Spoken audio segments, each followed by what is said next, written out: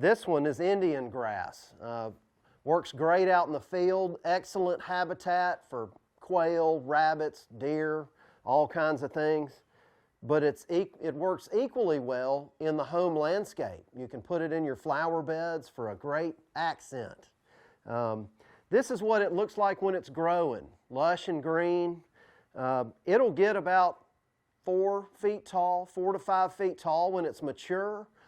A couple weeks ago, we lopped it off, and this is what you're going to get in the mail. It's not nearly as pretty, but this is what you need. It's got a huge root ball. It's dormant, so it'll transplant well without transplant shock, and it will absolutely explode with growth next spring and summer and become a mature plant with a seed head. So this is what you want to have arrive in the box, not something pretty and green that's going to be difficult to transplant.